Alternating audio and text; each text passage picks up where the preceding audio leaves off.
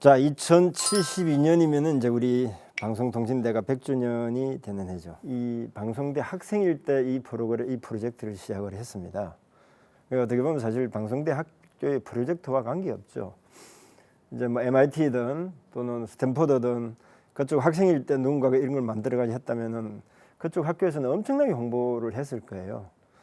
그래서 저도 사실 도움을 굉장히 많이 받았습니다. 방송대 도움을 굉장히 많이 받았고요. 그러니까 새로운 장르입니다. 그러니까 새로운 산업을 처음 만들어 본 거예요. 그러니까 선도 산업이 아니라 신산업이죠. 그러니까 우리가 그동안에 이제 신산업과 선도 산업을 구분을 잘 못하고 있는데, 신산업은 알다시피 용어가 나와 있으면 신산업이 아닙니다. 그러니까 대한민국에서 신산업이라는 새로운 장르의 경험을 해본 사람이 대단히 미안한 이야기지만 많지 않습니다.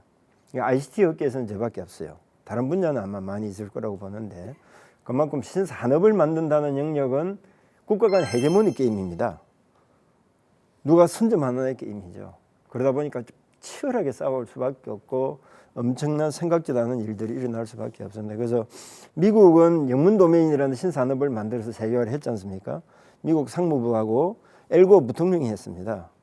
그래서 상무부가 없이는 이런 사업을 하기 어렵다, 이런 걸 저는 좀 알게 됐습니다. 그래서 이제 그랬는데, 그래서 에지이지 20년, 지금까지 20년을 보면은 이제 게이트키퍼 경제였습니다. 게이트키퍼가 뭐냐면은 인터넷에서 입구를 지키는 이제 사람들이라고 할 수가 있죠. 기업들의 경제였죠. 그런데 우리가 비즈니스는 열심히 하는데 사이버 공간이 어디 있는지 잘 모릅니다. 혹시 사이버 공간이 어디 있는지 아시는 분 계시면 제가 책을 한 권 가져왔는데, 뭐 좀 제가 힌트를 드릴 테니까 나중에 나옵니다. 그때 말씀해 주시면 고맙겠습니다. 그래서 우리가 이게 뭔가를 가만 보니까 결국은 이제 정보 격차입니다. 정보 격차 중에서 가장 무서운 정보 격차가 뭐냐면은 뭐 동서남북의 정보 격차가 아니라 지식인들의 정보 격차가 가장 무서운 정보 격차예요. 소크라테스가 그런 이야기 했지 않습니까? 모르는데 아는 체를 하는 바람에, 그죠? 분명히 보면 모른다는 거예요. 물론 그래도 소크라테스 그래서 뭐 일찍 사형을 당했는데, 왜냐하면 모르는 사람 보고 니 모른다고 하니까 좋아할 사람 누가 있습니까, 그죠?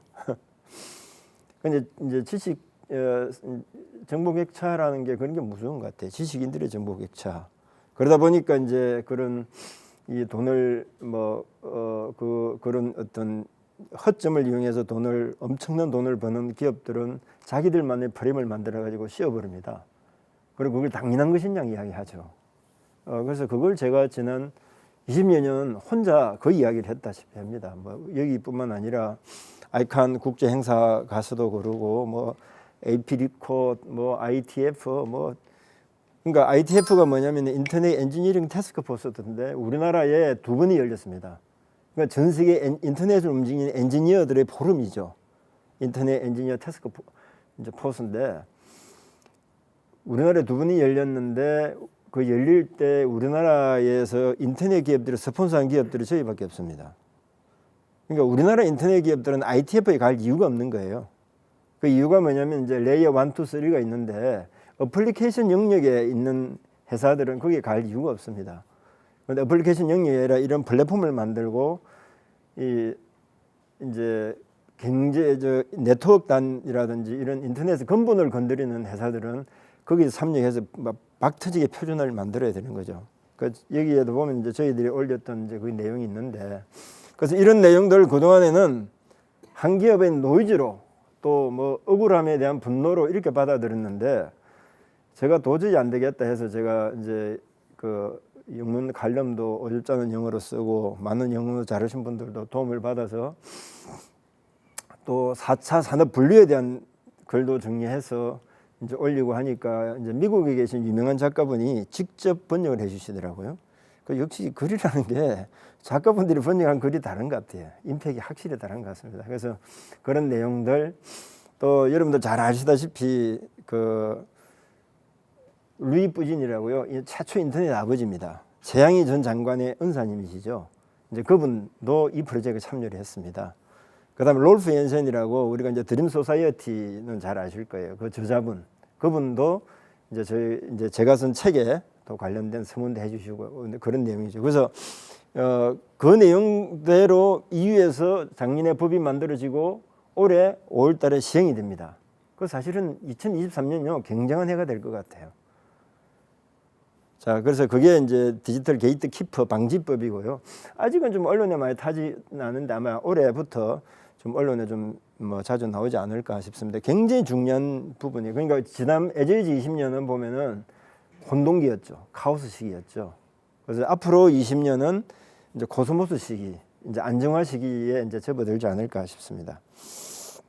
그 세계 인류 대학들은 대부분이 보면은 좀 인류라는 말을 많이 씁니다. 인류에 뭘 기여하는가? 특히 공대 같은 경우는 인류에 뭘 기여하는가? 그래서 우리 방송대 50주년은 저는 그렇게 생각합니다. 여기에 방송대 50주년은 어떻게 보면은 뭐 거의 제빈국이나 가까웠지 않습니까? 6.25 이후에 그런 나라가 이미 우리가 선진국을 진입을 했습니다. 그러니까 방송대의 원래 목적이 도달을 한 셈이에요. 그러니까 국민의 학습급 보장 또 국가의 평생교육 진흥의 이바지 때 이미 선진국이 돼버린 겁니다. 우리 국민들이 이미 선진국 국민이 된 거예요. 저 바탕에는 우리 방송통신대의 역할이 저는 굉장했다고 생각됩니다.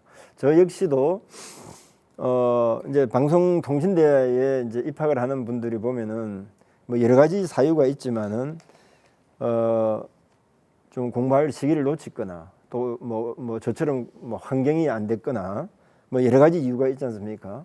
이제 그런 분들이 저 같은 경우는 이제 방송대에 이제 입학을 하고 법대를 다니면서 이제 사법고시 동호회, 요 뒤에 보면 이제 도서관이 있는데 사법고시 동호회 이제 다니면서 변리사 공부를 했습니다. 그래서 변리사 공부를 하다가 1995년경에 이제 창업을 했죠. 그러면서 인터넷 사업을 시작했습니다. 그래서 좀 저 자랑 같아서 좀 말씀드리기 좀 그렇긴 합니다만은 아마 많은 기업체에서 쓰고 있는 닷컴 도메인이 있죠. 닷컴 닷넷 도메인. 그 도메인을 이 방송대 학생이 최초로 도입한 겁니다. 제가 도입한 거예요.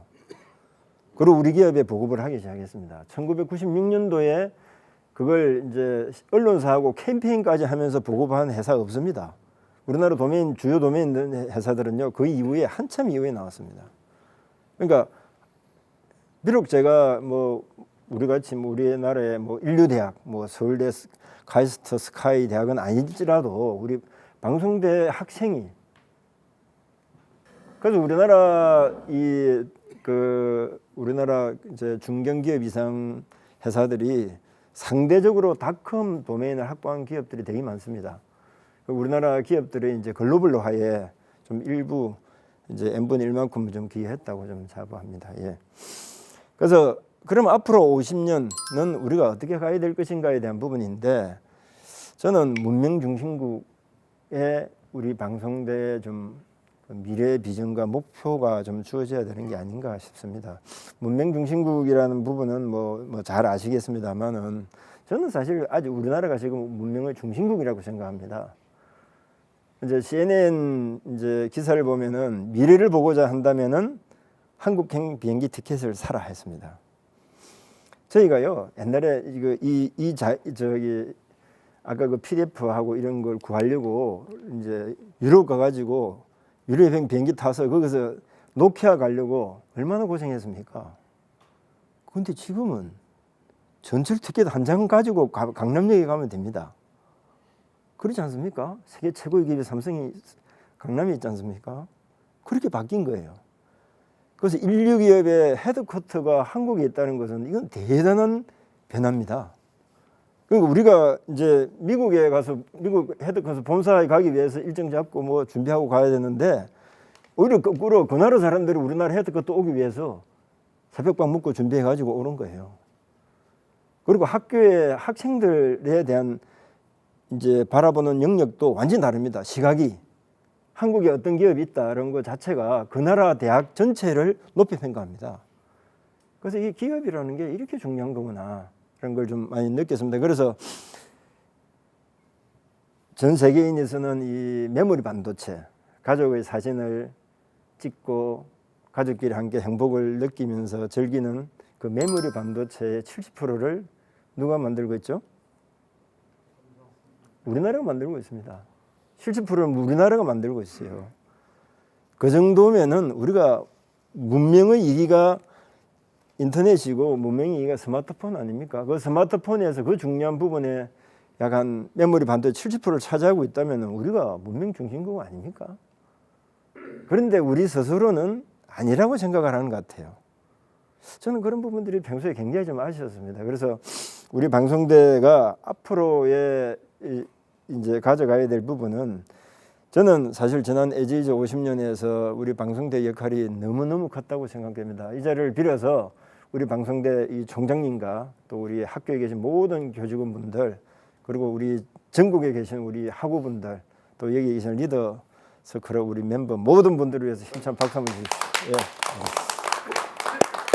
정말 고생 많으셨습니다. 예. 전 세계에서 도메인님을 만든 나라가 딱 두 나라입니다. 미국하고 대한민국이죠. 미국은 성공했죠. 대통령이 뭐 엘고 부통령한테 오다 줘가지고 했으니까 성공할 수밖에 그죠. 대한민국은 한 겁없는 젊은이가 그 도전을 했습니다. 1995년도에 이제 인터넷을 만들고 97년도에 한글 도메인을 만들었죠. 그래서 한글 도메인을 만들고 나서 그 제가 이제 전산은 산하의 니 커미티 멤버로 들어갔습니다. 니 커미티가 뭐냐면은 닥해할 앞에 도메인 체계를 만든 회사예요. 뭐 초등학교, 중학교, 고등학교 이런 뭐 체계를 만드는 우리 대학교 같은 건 AC이지 않습니까? 그걸 만드는 그 일을 이제 저희 우리 커미티 멤버들이 다 했습니다. 그 인터넷에 기초적인 영역을 했죠. 그걸 할 때 누굴 만났냐면 정길남 박사님이라는 분이 계시다는 걸 알았습니다. 그래서 그분한테 제가 한글 도메인을 보여드렸죠. 그러니까 이거 굉장하네요 하시면서 흐름한 우리 사무실까지 오셨어요. 그래서 우리 개발자 보고 이거 유니코드 됩니까? 딱 물었더라고요. 우리 개발자 유니코드 됩니다. 그럼 보여줘 하니까 다 보여줬죠. 유니코드라는 게 뭐냐면은 이 아스키라 그러면 이제 이 아메리칸 스탠다드 코드라고 그러는데 유니코드는 전 세계 언어입니다. 그냥 전 세계 언어 코드라고 보면 돼요. 이제 그걸 넣어서 자국어가 되는 걸 다 보여준 거예요. 그러고 나서 이분께서 전 세계 국제 행사가 열리는 곳마다 저를 데리고 다녔습니다. 그리고 미리 예약을 잡아놓고 저를 발표를 시키는 거예요. 지금도 영어 부족하지만 그때는 뭐 영어 정말 못했죠. 그래서 저는 갈 때 영어 잘한 이제 우리 직원 데리고 발표를 하게 하고 제가 질의응답은 제가 합니다. 왜냐면 질의응답은 또 발표자가 좀 하기 어려우니까. 싱가포르에서 이걸 발표를 했는데 모국 도메인을 하자라고 하니까 싱가포르 그 많은 사람들이 난리가 난 거예요. 그냥 말도 된 소리냐. 지금 영문 도메인 다 확정이 안 됐는데 무슨 놈은 모국어 도메인을 하냐. 근데 제가 진땀을 냈습니다. 뭐 땀 뻘뻘 내고 있었는데 그 정길남 박사님 손을 딱 드시더라고요. 정길남 박사님은 이제 아시아의 인터넷 아버지세요. 그 특히 이제 중국에 가서 이제 발표를 하고 나면요. 정길남 박사님 발표를 하시고 나면은 끝날 때 정도면 경원들이 쫙 나옵니다. 왜냐면은 사진 찍으려고 진짜 수백 명이 동시에 뛰어올랍니다. 저는 그런 광경 처음 봤어요. 그 정도로 정길남 박사님 유명하세요, 중국에. 그래서 아시아 인터넷 아버지신데 그분이 손을 드시면서 하신 말이 5년 후, 10년 후 미래 인터넷을 예측할 수 있는 사람만 저 양반들 부임하시오. 저 양반들 비판해라. 그러니까 조용했죠. 이제 그러고 나서 이제 표준화 작업을 위해서 이제 팍 트지게 싸웠죠. AP리코부터 뭐 ATNG, 뭐 ITF 뭐 관련된 행사가 굉장히 많습니다. 그래서 그게 이제 2000년 5년까지 이제 전쟁이 이어졌죠. 예. 이 내용들은 이제 제가 그 전쟁들을 다룬 내용들이에요.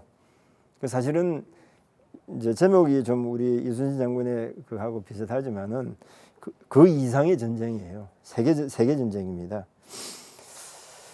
그래서 저 이후에 DMA법은 뭐 말씀드린 대로 오프라인에서 보호받는 것, 온라인에서 보호받자. 아주 간단합니다. 당연히 그래야 되는 거 아닙니까, 그죠?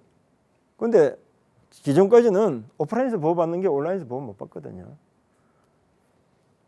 그래서 많은 제가 요즘 스마트폰이 나오고 나서 저 어디 가면 이제 강의하거나 발표하거나 물어봅니다. 가지고 계신 분 스마트폰 맞습니다. 그러면 예 맞습니다 그래요. 그러면은 소속한 회사 한 입력을 해봐라 그래요. 소속한 회사. 우리 이제 방송대 같으면은 방송통신대 한 입력해 보세요. 이렇게 이야기합니다. 그러면 어디로 갑니까? 그러면 대부분 네이버 다음 구글 간대요. 자기 회사도 못 갔는데 스마트하다고요? 자기 회사 못 가잖아요. 가는 길이 없어요. 영어 도메인은 갑니다.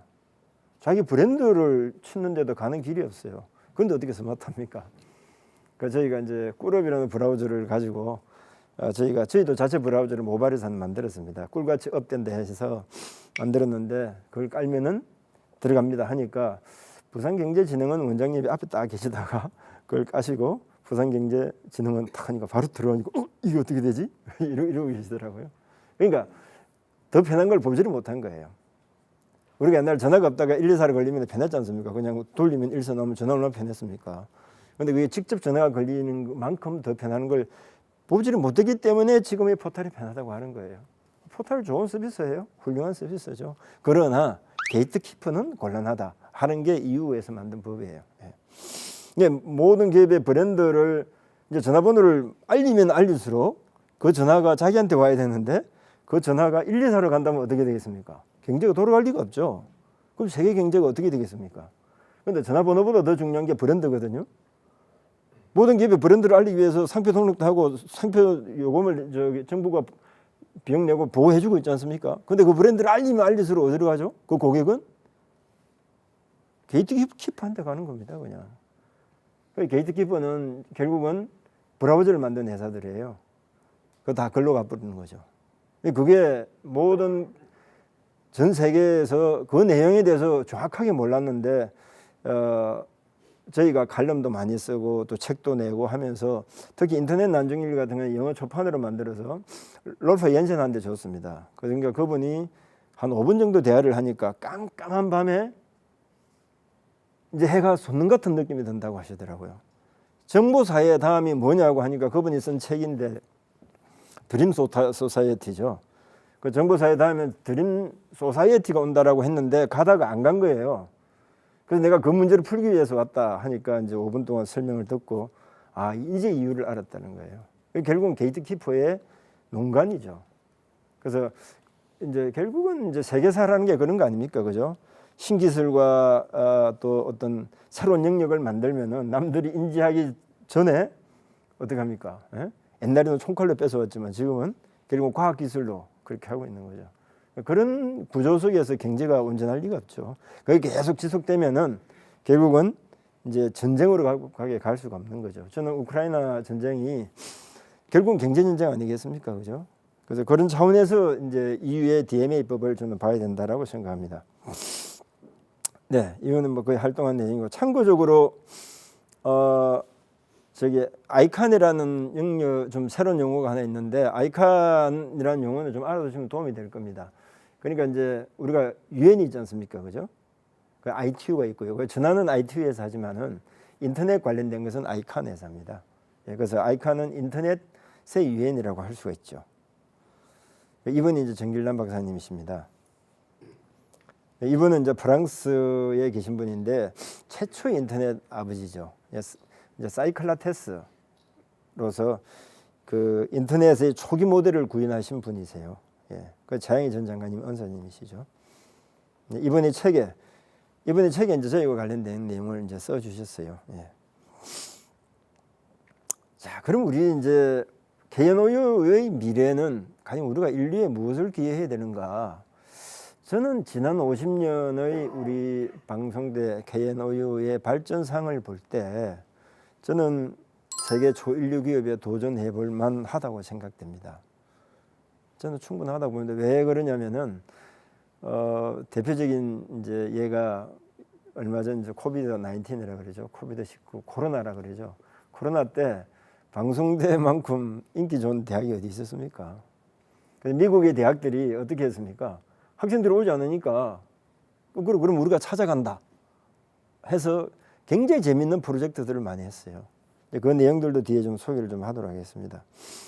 바로 이 내용인데 여기는 이제 열린 교육기관 이제 edX라는 곳인데 그래서 울트라러닝 학습법을 이제 MIT가 시행을 하니까 150년 배출시킨 졸업생보다 많은 학생을 이제 저기 수강을 했다는 겁니까? 자, 여기서 요것만 보겠습니다. 이제 파트너 대학들이 어디든지 좀 보겠습니다. 쭉 내려보면은 하버드 있죠, 버클리 있죠. 세계 유명 대학들이 다 들어가 있습니다.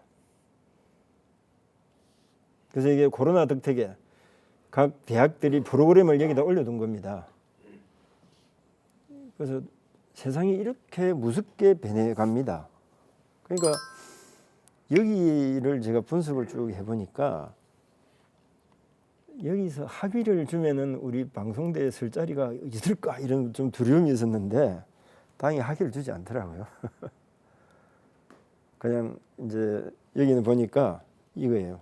월요일에 첫 강의를 듣고 금요일에 기말고사를 봅니다. 그럼 한 과목 떼는 거예요. 괜찮지 않겠습니까?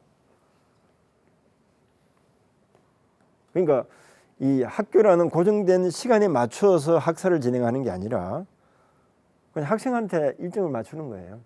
그러니까 이 사람은 1년 만에 MIT 과정을 다 뗀 겁니다.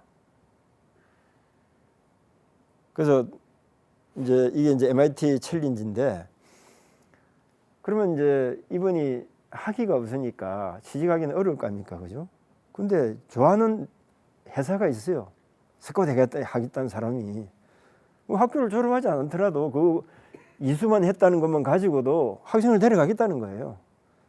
그래서 세상이 이렇게 변해가고 있는 거예요. 이미 이렇게 변한 겁니다. 그래서 이게 이제 조선일보인데 링크 걸리면 시간 걸리니까 여기에 만약에 그렇다면은 뭐 우리가 만약에 개노유가 물론 우리 이제 학교는 뭐 저기 법령에 가지고 설립된 학교이기 때문에 여러 가지 좀 제약 요건이 있겠지만은 그래도 온라인으로 하는 영역에 관한 하는 요즘 새로 또 저기 부임하신 이제 이주호 부총리께서는 뭐 자율권을 많이 강조하시더라고요. 디지털 기술로 인한 혁신을 강조하시는데 그렇다면은 이 보시면 알겠지만은 사교육비가 23조입니다. 작년에. 그래서 디지털 기술을 통한 교육 계획을 지금 말씀하고 계십니다. 그렇다면은 우리가 고3 학생들에게 차라리 KNOU를 입학하게 하면서 KNOU에서 제의를 맺은 서울대학이든 또는 뭐 스탠포드든 관련 대학교 프로그램을 이수하게 해버리고 우리 학교에서 학위를 줄 수 있는 뭐 시도라도 내본다면은 어떨까? 아니면 가이드만 해줘도 가이드만 해줘도 방송대가 인정한 가이드다. 뭐 학위 인정 받으려면 또 뭐 여러 가지 뭐 절차가 복잡할 테니까 그렇다면은 고3 또는 뭐 남들 대학 한 1학년 과정에 세계 유명 대학을 마치는 거예요. 그 여기에 이제 장경희 회장님도 계십니다만은 어떤 학생을 뽑겠습니까? 저는 불이익을 최소한 주지는 않을 것 같아요. 그 학생한테. 자기 스스로 그렇게 열심히 하는 사람을 왜 불이익 줍니까? 오히려 응용력이 뛰어나서 회사에 들어오면 훨씬 더 귀한 바가 많겠죠. 요즘은 그런 시대 아닙니까? 저희 회사에 이제 저기 학생들 많이 뽑아보는데 그 최근에 보니까 이제 중국의 베이징 대하고 이제 뭐 몇몇 대학 학생들이 이제 한국계죠. 이 학생들을 뽑아보니까 경쟁력이 대단합니다. 처음에 이제 지식이라든지 이런 건 조금 얕아요. 우리나라 이제 졸업생들보다. 그런데 생활력이 대단히 강합니다. 그래서 학교에 저기 중국에 언제 갔니 하니까 대부분 이제 초등학교 때, 중학교 때 가서 혼자서 기숙사 생활하고 그러면서 공부하고 온 거예요. 그러니까 생활력이 얼마나 강합니까? 그러니까 어떤 하나를 맡겨더라도 혼자서 다 합니다. 야, 저는 그래서 그런 거 보면서 그러니까 중국이 저렇게 발전할 수밖에 없는 거예요. 헝그리 정신이 아직 있습니다. 대단한 거예요. 그래서 기업에서 필요한 사람들은 기업 이윤을 창출해 줄 수 있는 가능성이 높은 사람을 투자를 하지 않겠습니까? 그 제가 이제 어디 이제 인터뷰를 하면서 그런 이야기 했습니다. 스펙은 회사가 만들어줘야지 왜 자기 돈 들여 만드니 이런 이야기를 했습니다. 스펙 만드느라고 왜 그 많은 돈을 쓰고 스펙을 회사가 만들어주려는 사람은 어떤 사람을 만들어주죠? 회장님 어떤 사람 만들어줍니다? 간단하지 않습니까? 능력이 있는 사람이고 우리 회사에 기여할 수 있는 사람, 오래 다닐 사람 이 세 가지만 있으면은 만들어주는 거예요. 근데 유명 대학교 나와가지고 언제든지 딴 데로 튈 수 있다고 생각되는 사람 투잡 해줍니까? 출장 보내는 거 다 돈 아닙니까?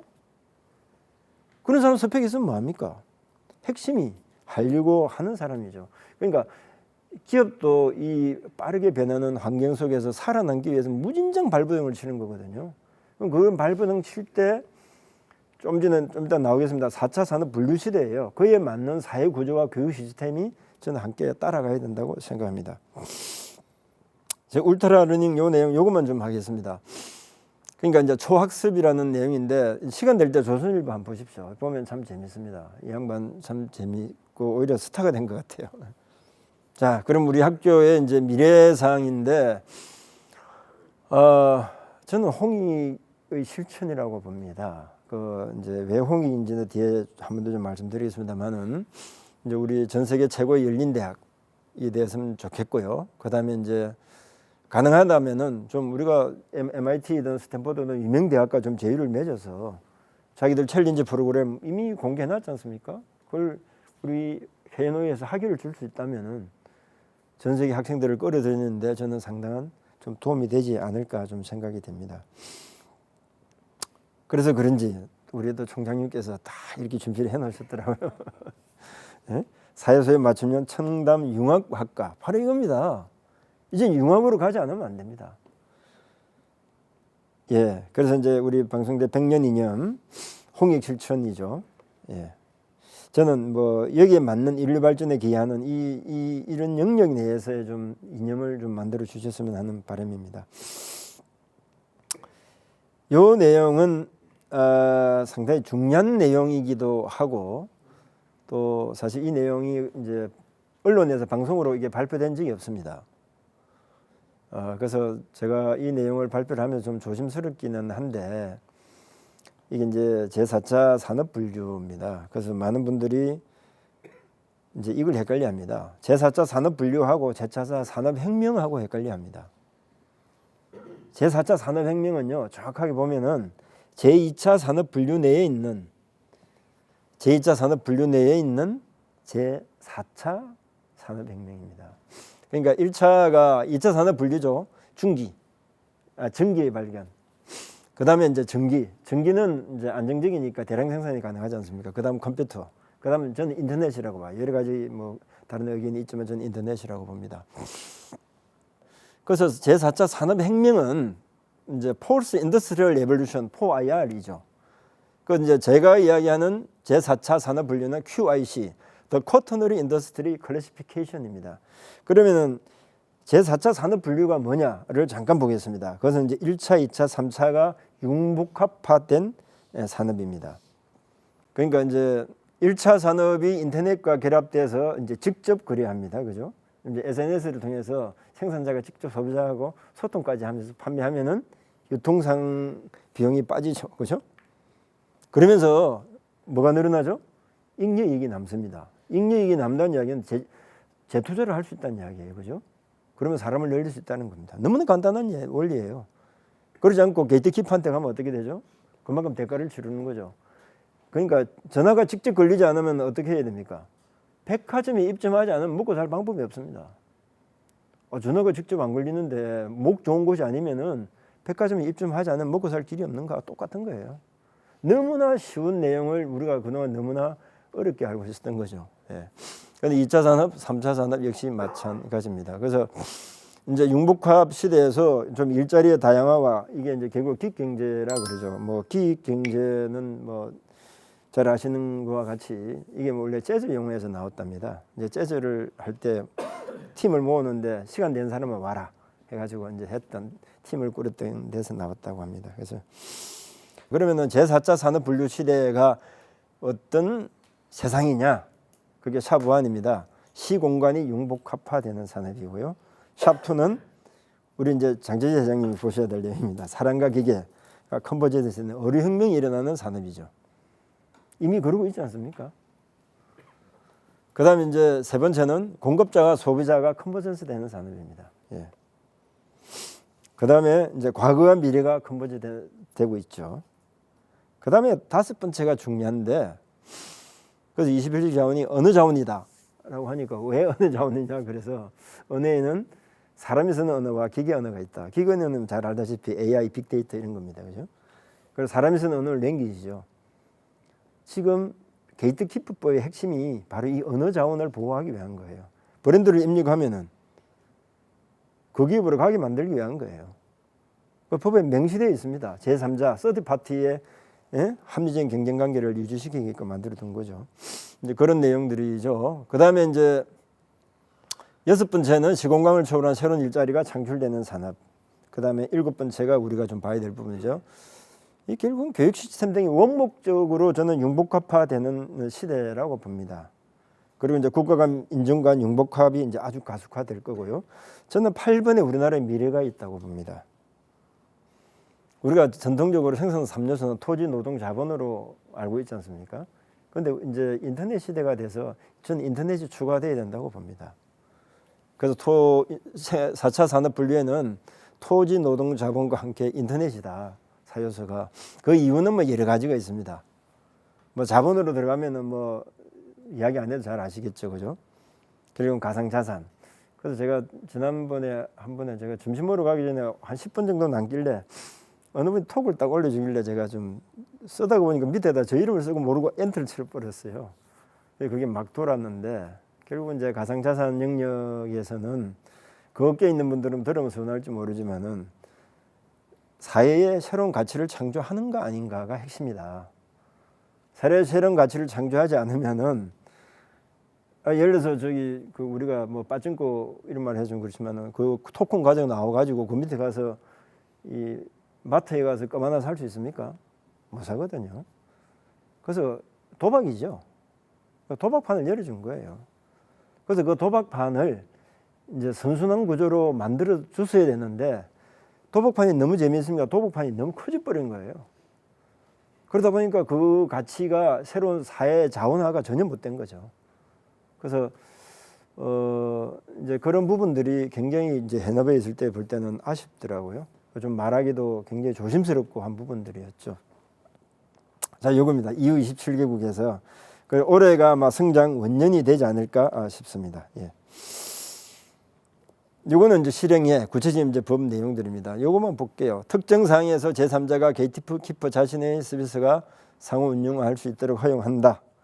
그 다음에 여기는 제3자 게이트키퍼 자체가 제공하는 서비스를 뭐 더 유일하게 취급하는 것을 금지한다는 내용이에요.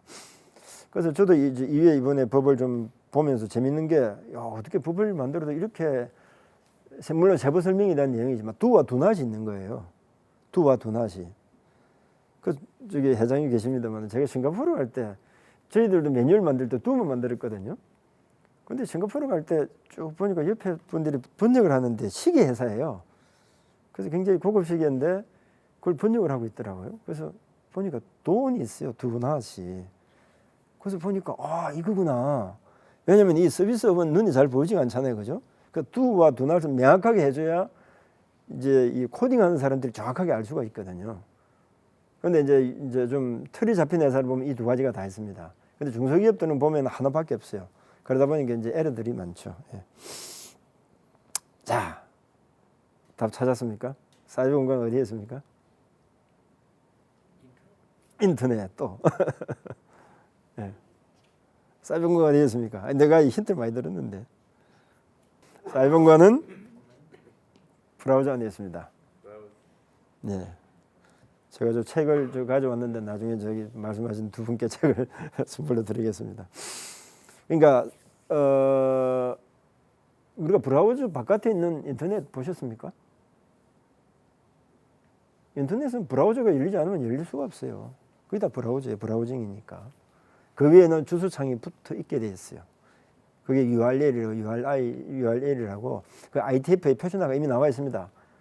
ITF 뭐 1034 이런 뭐 코드가 이미 나와 있어요. 그런데 그걸 무시하고 있었죠. 뭐에 대해서? 브랜드에 한해서. 그래서 브라우저 그래서 에제이즈 20년과 이제 투비 200년은 경제 주체 중심 시대로 저는 가는 그 원년이 이제 올해라고 생각됩니다. 자, 돈과 인구가 이동하는 시대입니다. 좀 우리나라의 갈 길이 여기라고 봐요. 특히 우리나라가 잘은 인식하지 못하지만은 우리나라는 전 세계 어느 나라에도 없는 굉장한 자원을 갖고 있습니다. 크게 두 가지 자원을 갖고 있는데요. 하나가 치안입니다. 대한민국만큼 치안 잘된 나라 저는 본 적이 없어요. 일본도 우리나라만큼 잘 되지 않은 것 같아요. 시골에 어디 가서 잠을 자더라도 차 안에서 잠을 자더라도 위협받은 적이 있습니까? 이 영역은요, 이 4차 산업 분류 시대의 인구가 이동해 올 첫 번째 조건이에요. 그리고 두 번째는 세상에 우리나라만큼 그 산간벽지까지 아스팔트 공사로 포장을 싹 해놓은 나라가 이거 다 투자 아닙니까? 엄청난 투자를 해놓은 거예요. 빚내가 투자한 겁니다. 이걸 우리가 해소를 못하면 어떻게 되죠? 엄청난 위기가 온다는 뜻이에요. 그래서 그걸 할 수 있는 나라예요. 그래서 이제 실리콘밸리에 보니까 코로나가 오면서 거의 샌프란시스코의 집값이 한 30% 이상 빠졌거든요. 그런데 어디로 가냐면은 코로나 때문에 자기 집으로 간다는 거예요. 집으로 가든지 세계 경제정보에서 다 근무하는 거예요. 그래서 코로나가 거의 끝나가서 다시 돌아와라 이러니까 다들 사직서를 내린 거예요. 안 오겠다고. 그래서 회사가 호들짝 놀라서 그러면 안 오도 되니까 거기서 근무해라. 그러면 어떤 현상이 일어납니까? 4차 산업 분류 시대죠. 아까 말씀드린 시공간을 초월한 시대 아닙니까? 그러면은 굳이 복잡한 도심이 있을 필요 있습니까? 경치 좋은 곳에 저희가 이제 산림비전 이제 센터에 있는데 가끔 이제 우리 그 산림청장님이 엘리베이터 같이 타시면 제가 신고시 물어봅니다. 야, 우리나라에서 제일 땅 부자가 타셨네요. 우리나라에서 땅을 제일 많이 가진 분이 산림청장 아닙니까, 그죠? 국토의 3분의 2입니다. 아닙니다. 3분의 2 더 됩니다. 그러시더라고. 그러면은 거기서 달러 10,000불은 부셔야죠. 그러니까 그러고 싶은데 뭐 환경단체가 하도 반대를 해서 그러셔서 이제 저희는 우리나라는 이 금수강산이지 않습니까? 이 금수강산을 잘 활용할 때예요. 그리고 4차 산업 분류 시대를 맞아서 정말 좋은 기회를 맞고 있어요. 그럴 때 뜨는 대학교가 저는 우리 KNOU라고 봅니다. 왜냐하면 원격 교육을 가장 잘하는 데는 KNOU만큼 잘하는 데가 있습니까? 예. 특히 그 영국의 오픈 대학 같은 경우는 이제 첫 번째죠. 최초의 오픈 대학이죠. 근데 이제 우리 이렇게 KNOU는 두 번째임에도 불구하고 학생에 대한 어떤 사회 공헌도라든지 이런 부분도 나름의 소속감이라든지 이런 건 굉장히 크지 않습니까? 그래서 그런 의미에서 돈과 인구가 이동하는 시대이기 때문에 좀 우리가 앞으로 어떻게 해야 될지에 대한 내용을 잠깐 좀 보겠습니다. 네. 자, 글로벌라이제이션이라는 말은 다른 말로는 저희들이 보니까 로컬라이제이션이더라고요. 그러면 이제 글로벌의 다른 말이 아니라 같은 말이죠. 로컬라이제이션. 이제 그 나라에 토속화되지 않으면 안 됩니다. 그래서 저는 이제 홍익이라는 말에 좀 나름의 빚을 지고 있는 사람인데 그 모든 영역에서 우리나라 전체 정책에 저는 이민 정책의 비중이 이제 있다고 봅니다. 뭐 교육, 뭐 사회, 문화, 뭐 여러 가지 뭐 인구 문제 이런 것도 마찬가지고요. 근데 거기에서 이제 다문화 인프라인데 지금 우리나라의 그 다문화 인구가 무려 110만이더라고요. 저도 깜짝 놀랐습니다. 이게 이제 인구의 10% 500만이 될 가능성이 있다는 겁니다. 그럼 우리 학교에서 좀 관심 가져야 될 부분이 저는 그 부분이라고 봅니다. 이 다문화인들에 대한 이 우리 KNOU가 해야 될 저는 책무라고 생각됩니다. KNOU가 처음에 만들 때 그 어떤 취집 여러 가지 이제 환경이 그러니까 이제 국민의 이제 배울 학습권 뭐 이런 부분들이죠. 그래서 다문화인들을 위해서 우리가 더 많은 관심을 좀 가져야 되지 않나 좀 생각되고요. 자, 그러면은 우리 이제 KNOU의 이제 소명이자 책무는 저는 홍익인데 결국 홍익이라는 것은 우리 이제 라디오에서도 아직도 그러고 있는데 뭐 널리 세상을 이롭게 하기로 알고 있지 않습니까? 그게 정말 잘못됐습니다. 그래서 이롭다는 말은 내가 이러면 상대가 불리하다는 뜻이랍니다. 그래서 홍익의 정확한 뜻은 이거 유익할 익자잖아요, 그죠? 그래서 크게 세상을 유익해 하기, 윈윈이라는 거죠. 그래서 이제 그 일제가 우리나라의 산에만 말뚝을 박았던 게 아니라 우리 언어에 우리의 정신에다가 말뚝을 박아둔 게 홍익의 이념을 왜곡을 시켰다고 한매 안우산 박사님이 저한테 돌아가시기 바로 직전 연도에 손을 잡고 신신당부를 하셨습니다. 그래서 그는 뭐 저한테만 하지 않고 많은 분들은 했을 테니 저는 뭐 대충 생각하고 있었는데 그동안에 그런 이야기를 못 들어본 걸로 봐서는 뭐 저라도 해야 되겠다 좀 생각이 듭니다. 그래서 우리 재학생 100만 명 시대 100주년 때는 좀 이래 봐야 안 되겠습니까? 예. 우리가 사회가 이렇게 좀 분화가 되어 있습니다. 그러니까 타지를 우리는 이질이라고 여기는 것 같아요. 그래서 뭐 이제 정치 뉴스를 보면은 거의 뭐 모두가 이질 같아요. 동질이 아니면은.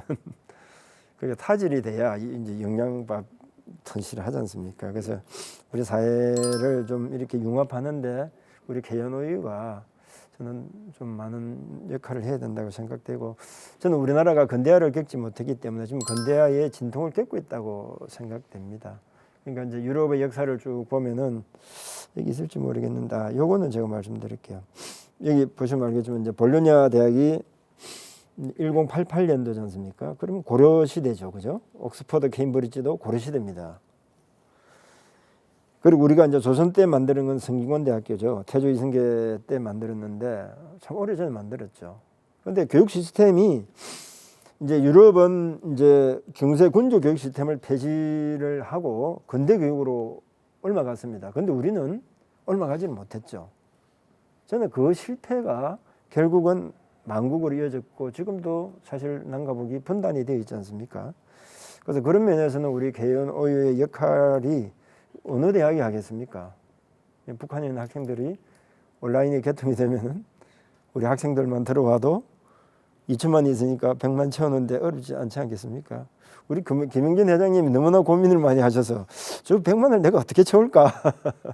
상상이라도 좀 채워보자 이런 차원에서 좀 말씀을 드려봤습니다. 그러니까 여기에서 보면 이제 최초의 한글 교과서가 3인 필지인데 저는 호머 이제 헐버트 선생님을 보면서 참 많이 부끄러웠습니다. 사실 조선을 깨운 분이시고 우리 한글을 깨운 분이세요. 외국인 선교사예요. 그래서 이분이 이제 3인 필지가 저는 무슨 뜻인지를 몰랐는데 선비사더라고요. 민은 이제 백성민자고 반드시 알아야 될 이제 그거를 해가지고 3인 필지인데 이제 어떻게 보면 이제 지리서 정도에 가깝겠죠. 그런데 이 3인 필지를 보고 하와이에 이민 간 분들이 굉장히 많으세요. 세상을 이제 알게 된 거죠. 그러니까 이제 어떻게 보면 근대 교육의 시작이었죠. 자, 그러면은 이제 홍익 요거만 하고 마치겠습니다. 이제 널리 세상을 이렇게 하기가 왜 틀린지는 아까 제가 잠깐 설명드렸지만은 이제 이로울 이자는 이제 철학적으로 이롭다는 뜻은 상대가 이로면 내가 불리하고 내가 이로면 상대가 불리하다는 겁니다. 그걸 서로 이야기하고 있으니까 여야 똑같은 소리를 하고 있으면서 상대한테 불리하는 이야기만 하고 있는 거예요. 자기한테만 유리하게 이야기를. 그거보다는 건국 이념이 잘못되면은 잘못 해석이 되면 어떻게 되죠? 우리가 성경이 잘못 해석이 되면 어떻게 됩니까? 밑에 파가 생기면서 엄청나게 싸울 거 아닙니까? 마찬가지죠. 히브리어와 히브리 헬러 그 밑에 많은 뭐 내용들 비슷한 거죠. 그래서 저는 이 건국인 이미 잘못 해석이 되면 그 하위에 헌법이 잘못 해석이 될 수 있고 잘못 만들어질 수 있고 그러면 그 하위 법령 조례 규칙이 다 왜곡이 될 가능성도 있다고 봅니다. 그래서 홍익이라는 이 글자는 한자 글자 그대로 저는 해석을 좀 하면 좋겠고요. 이게 저 이야기가 아니라 한매 안호상 박사님이 저 손을 잡고 신신당부한 내용입니다. 그래서 홍익은 크게 세상을 유익히 하기. 그래서 유익할 익자라는 거죠. 뭐 다른 건 없이 유리할 익자가 아니라는 겁니다. 예, 이분이십니다. 예. 그래서 이게 우리 사전에도 이렇게 해놨어요. 그래서 사전에 이렇게 해놓으니까 계속 그렇게 쓰고 있는 거죠. 그러다 보니까 또 이게 영문 사전에 찾아보면요, 역시 마찬가지입니다. 예. 자, 그 다음에 이거는 제가 좀 발견한 건데 맞는지 한번 봐주십시오. 폴리틱스가 정치죠, 그죠? 근데 폴리틱스가 왜 정치로 번역을 했을까요? 정치는요, 정사정의 다스릴 칩니다. 이거는요, 다스린다는 이야기는요, 중세 봉건 사고예요. 근대 민주 사회는 다스리는 개념이 아니잖아요. 그래서 다음 찾아보니까, 영어로 찾아보니까 politics는 이제 경쟁하는 직업이다 이래 돼 있더라고요. 그래서 이제 메리엄 웹스터에서도 이렇게 나오는데, 우리는 정치라고 되어 있어서 이 글자를 좀 바꾸면 어떨까? 저는 뭐 시간이 없으니까 결론만 말씀드리면은 좀 정조로 바꾸면 어떨까 싶습니다. 도울 조자죠. 그래서 정치하는 분들이 아니라 정조하는 분들이죠. 그래서 나를 다스리는 사람이면 어떻게 해야 됩니까? 나를 다스려? 너는 옛날에 뭐 했는데? 뭐 이래 나는 거죠, 그죠? 그건 나를 돕겠다는 사람이에요. 그럼 과거에 뭐 했는지 중요한 거 아니에요. 앞으로 나를 어떻게 도울 건지가 중요한 거예요. 그 단어 하나에 과거와 미래가 완전히 바뀌는 거죠. 사람이 뭐 살다 보면 오물이 튈 수도 있는 거고 여러 가지 일이 있는 거 아닙니까? 그게 사람이죠. 근데 다스릴 치자를 쓰는 순간 과거를 파야 되는 거예요, 이게. 왜냐하면 이미 국민이 인류고 뭐 그런 이야기가 있지 않습니까? 근데 그래서 저는 우리가 아까 홍익의 익자도 마찬가지지만은 이 정치의 치자가 아니라 저는 폴리틱과 폴리틱스를 정조로 좀 번역을 하면 어떨까? 2023년부터 우리 KNOU부터 그렇게 했으면 좋겠습니다. 감사합니다. 자, 문명의 중심국은 어디라고 생각하십니까? 문명은 서쪽으로 가고 있습니다. 일본 어떤 분이 만든 거더라고요. 일본이 이제 문명의 중심국화를 생각했던 것 같아요. 지도가 좀 그럴듯하게 보이지 않습니까? 근데 이 덕택에 사실 우리가 그 중심국이 되고 있는 겁니다. 지금 한류라든지 여러 가지를 보더라도, 그죠? 그 다음에 삼성전자 같은 경우도 일본 저기 가전 3사를 다 합해도 안 되지 않습니까? 우리가 그 정도로 대단한 나라가 된 거예요. 그런데 우리는 아직도 정치라고 하고 있단 말이에요. 그래서 우리가 우리 스스로 문명의 중심국임에도 불구하고 좀 하늘에서 보고 있을 것 같아요. 여기 앉을까, 중국으로 넘어갈까, 일본으로 가기에는 아닌 것 같고 미국으로 가기에는 멀고 뭐 이러고 있는 게 아닌가 싶기도 합니다. 그런데 그 큰 사건이 터지기 전에는 여러 가지 작은 일들이 일어난다고 하지 않습니까? 그걸 우리가 너무 가볍게 대해서는 절대 저는 안 된다고 생각됩니다. 앞으로 10년이면 기술이 굉장히 발전할 거기 때문에 그래서 좀 진지하게 고민을 좀 해야 될 때가 생각됩니다.